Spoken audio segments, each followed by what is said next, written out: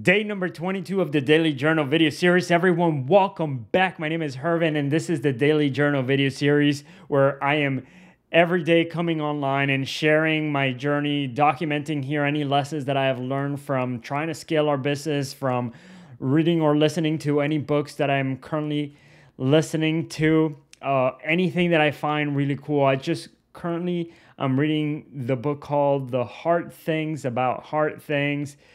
And I just finished literally yesterday a book called Benjamin Franklin, about the life of Benjamin Franklin. Really awesome book, insightful. It's really awesome to see how his life, Benjamin Franklin, was tied to the creation of the United States and how it's intertwined. And so his biography, or his life, is the also kind of like tied to the history of the USA, and it was really cool to see his philosophies, his ideas, and how it translated into the kind of society we live today.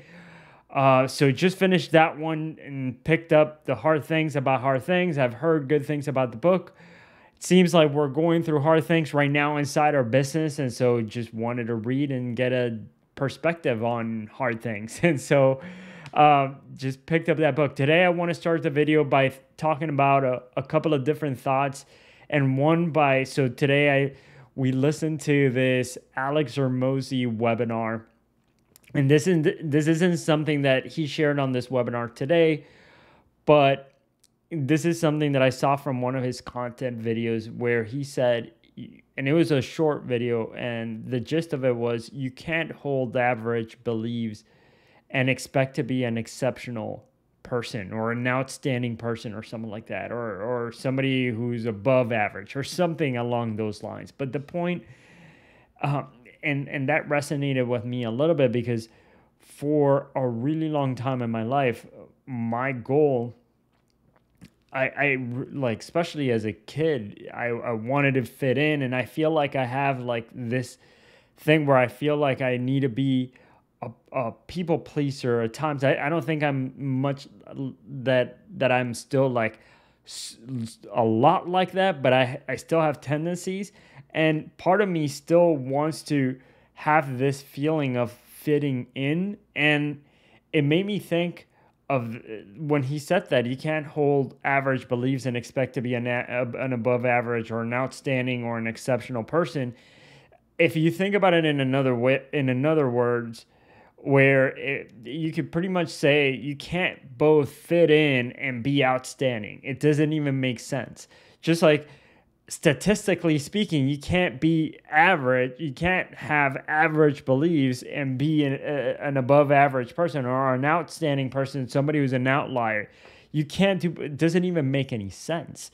And so thinking about it in that way, it made me feel like, oh, I'm trying to both fit in and be outstanding. That doesn't even go together. And so I sometimes have a hard time just accepting myself and how I am, and sometimes I feel like I need to think. And again, I don't spend a lot of time socializing with a lot of people, honestly, right now, with all the work that we have. But when I find myself like in family gatherings or something like that, I think to myself, like, I somehow try to fit in or something with the way they think. And in my head, I do that kind of like it's just, I just to fit in, but just seeing this, it's kind of like a good reminder that you can't both fit in and be outstanding. Anyway, just something that resonated with me. I wanted to share and document it here. Another thing that I've been thinking about is how long I've underestimated how long it actually takes to make a successful business. I thought, for whatever reason, and you hear kind of these stories online of people who are like, in 2 years, I made a $10 million business, something like that. And I underestimated how hard it actually is to make, to scale a company, and to have a successful company, and to scale this company, and how hard it all is. It's like really difficult. And again, this is why I'm reading The Hard Things About Hard Things. But, and anyway, the what I have been thinking about is, why does it take so long? And I talked about this the other day, where every day it feels like I'm learning something new, or I'm relearning a new lesson. And so I think the reason why doing something that's great, like creating a great company, takes such a long time, number one, it might be because you lack the knowledge, right? Like, and you might not know, you might not have the frameworks to make decisions. You might not know, there might be a fork in the road with two different paths. You don't know which path to take. You don't know what the right option, what the right path to take is. Sometimes there are new problems that you're encountering you've never encountered before, and so you don't know how to approach the situation, and how you should, what framework you need to use in order to make decisions. Like, for example, if you've never led a team before, or if you've never had to give anybody feedback because you've always been self-employed, or you've never worked with a team, or you've never been a leader in your team, that's a new skill. And then at the beginning, you might mess it up. And so, like, those are the reasons why building something great takes a long time, is because, number one, you lack the knowledge, the experience to make the right decisions. And so sometimes oftentimes it takes where you need to make bad decisions to learn from them, so that then you can make the right decision. And so going through that iterative process, or even if you make the right decision but you don't know why it worked, sometimes it takes, like, you made the right decision and then you got to mess things up, and then be able to identify, okay, why did this work in the first place? Why did it mess up? So then you can identify the right principles, the framework that allowed you to make the right decisions. And so doing this all takes a lot of time, like putting in those iterations and testing the iterations and learning from your mistakes, and sometimes trying to figure things out on your own. This is why having mentors is helpful, and why buying courses and learning from people who've already done it is super helpful, because it can help you shortcut the time. But oftentimes you have to just kind of rely on your best guess.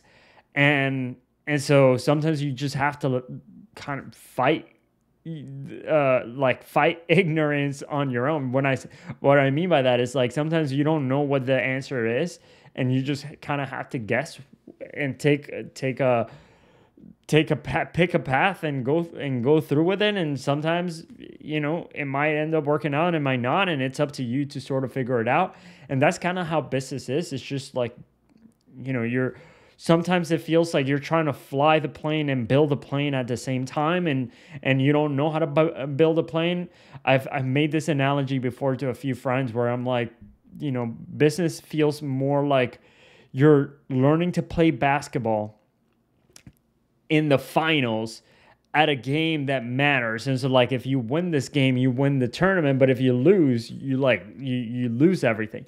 And that's kind of like the feeling to it. It's like you're playing this game that matters, that has like huge stakes, but then you are just learning to play the game.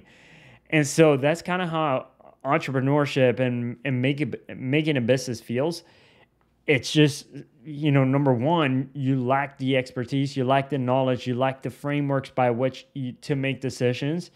And then number two, even if you do have the knowledge, like you read a book and you learn like what, for example, when I read the book Never Split the Difference, and I learned the frameworks by which to negotiate, I still didn't, I even though I had learned them, I didn't have them, like, I didn't have the muscle memory built up.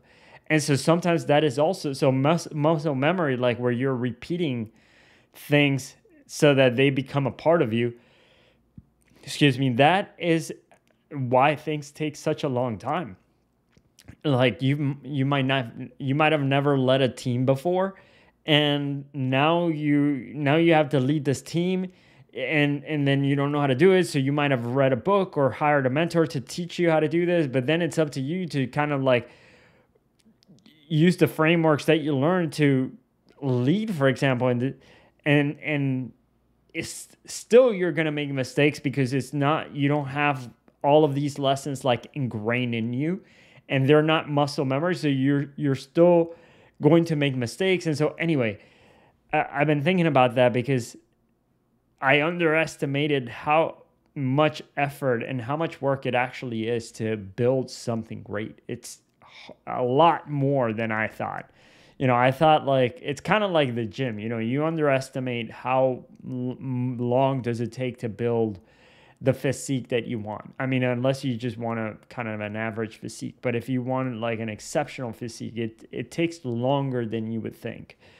And the progress is slow. And so, yeah, anyway, that's something that I've been thinking about. It's just how slow how long it actually takes to create something great. And then, okay, so I wanted to chat about what I did today. So today, number one, I watched Alex Hormozi's webinar where he came in.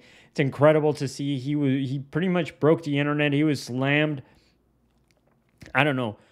100,000 people or something like that showed up to the webinar. I don't know how many people showed up, but it was a lot. And he provided so much value. It's crazy. It's really cool to see him. If you are somebody who's interested in business, he's the person to follow. I mean, he has extremely good content. He just released a book today. Seems like really promising. I've been watching already some of the videos inside his course. And so, yeah, really good. If you're interested in really awesome business content that is like tactical, that teaches you what to do, watch Alex. I mean, he's amazing. And besides that, we did a group interview today where we interviewed another 10 people we didn't interview 10 people. We had 10 people scheduled to do the interview with us, but about 5 people didn't show. And it's a bummer because we're trying to move fast and people didn't show. So, and I know it's part of it, but one of the things that we're going to do moving forward, so we're improving our interview process. And I say improving because we're adding to our interview process. One of the things that we're doing is we're going to be adding email reminders to get people to remember to show up for the group calls. So that's number one. And I know, part of me doesn't want to remind people because we only want people who remember to show up. But another part of me knows that like people are busy, they're forgetful. And so I just want to give ourselves the best chance of finding the right people. And so sometimes it might mean like setting up these reminders. So we're going to test it out and see how it goes to see if more people show up. Another thing that we're going to do is we're going to increase the amount of people that we are taking for every interview. So it used to be 10. Now we're going to be making it 12 because we've seen that there's always no-shows. And so we're hoping to fix that with the emails that we're going to be sending. But we're going to open it up to 12 people instead of 10 so that in case 2 people don't show, boom, we still have 10. Another thing that we're going to be adding to our hiring process is we're going inside our assessment. So I don't know if you remember, a couple of days ago, we had moved more people to the assessment phase where we're sending them a test, sort of like an obstacle course, so that we can test their skill sets to see if they have the skills that they would need to have for their jobs, for their roles. And right now we move people, but there's around 3-4 people that we're still waiting for them to turn in their assessment. They have not done it. And it makes me, number one, sad because some of those people that haven't turned in their assessment were actually people that we were looking forward to hearing from them, people that we thought were good. And so the fact that they haven't turned it in, it's a bummer. But one of the things too, maybe they haven't turned it in because they forgot or something. So one of the things that we're doing is we're going to let people know that they have 1 week to complete their assessment. And so that, because we hadn't given people a specific time frame, and people are just, I don't know if people are leaving it for the last minute or something like that, or they forgot, but now we're telling people that they got to turn it in within 1 week. And the last thing that we've done to improve our interview process is that I created a little video tutorial teaching people how to do better in the group interview. So one of the problems that we are facing whenever we're doing those group interviews is sometimes people don't know how to take group interviews or how to do job interviews in general. And so we're finding people come in and I don't know, maybe they're good people, but they don't know how to prepare. They don't know how to do a group interview. And so they're sort of failing and they leave a bad impression with us. And so sometimes I wonder, it's like, are we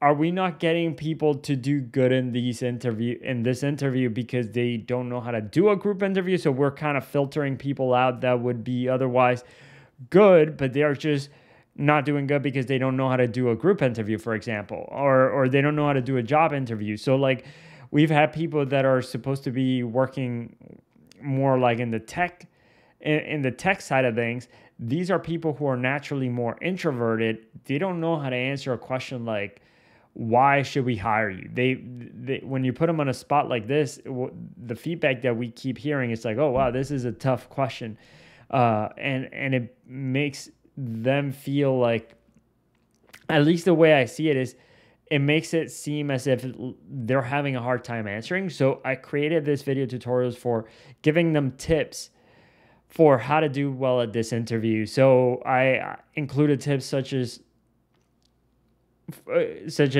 how to answer questions, what we're looking for when they're answering questions in the interview. And what I said is, if you're doing an interview, you want to tie your answers to what we're looking for as a company. So, for example, if they're applying for the role of tech support engineer and they're required to be tech savvy, when we ask them, why should we hire you? They should say, hey, you should hire me because you're looking for a tech savvy person. I have these skill sets, X, Y, and Z, where I can demonstrate to you that I am extremely tech savvy. And I feel because I have the skills, I would be able to contribute to your team. And so being able to tie what we as a company are looking for and what their skill sets are and putting those together. So that's kind of like what we're looking for. So I'm teaching them how to do that. Hopefully we get better interviews because of this, because so far it's been, sometimes it's great and sometimes it's a little bit messy. So maybe by having this, it's going to give them just more guidance around how to take group interviews. So yeah, we're still kind of stuck because the people haven't turned in their assessment. We have a few, like 2, that are decent and we're going to be moving them forward. One that we're really excited about, one that maybe they get a chance to redeem themselves, not redeem, but really make a good impression in this next interview. But yeah, we have 2 people so far and we need 4. And so we might need to go back to advertising our job postings. And let me see what else I have here inside my notes. So yeah, that's pretty much it. So one of the things that, and I think I'll talk about this. Actually, I'll bring it up right now. I also wanted to document the lessons that we have learned so far that have helped us. And hiring right now for our company has been huge help. So right now, our business feels almost like a video game where you play the video game and then you get to a certain part of the video game where you got to face this like boss, and then you like try to fight the boss, and if the boss kills you, then you have to replay the whole game again until you get to that boss, and then maybe if you defeat this boss, then you get to the next level. Right now it feels like we are stuck at the hiring and support level where we need to figure out really well how to hire. And we hire and then it ends up not working out. So then we go, boom, come back. And every time we improve a little bit of our hiring process, the way we do things. And so I feel like right now we're finally getting to the point where we're getting into the groove of or we've hit a groove here in terms of finding candidates, being able to interview them, have a solid hiring process. So yeah, this has been a huge help and then I feel like it's going to be even more of a huge help here, moving forward as we hire, as we're grow our team. And so the skill set of learning how to hire has been something that we've been learning. And I feel like we're really about to hit here some progress or something. But in any case, I mean, I may be talking ahead of myself. We're still 4 people short, and so yeah. Anyway, just wanted to put it out there. Like, hiring has been such an important lesson that we have been learning. But again, thank you so much for watching this video. You have a great rest of your Saturday. I hope whatever is left of your Saturday. Right now it's 11:36 p.m. and it's late. I'm about to call it a night. I'll see you all tomorrow. Thank you so much for watching.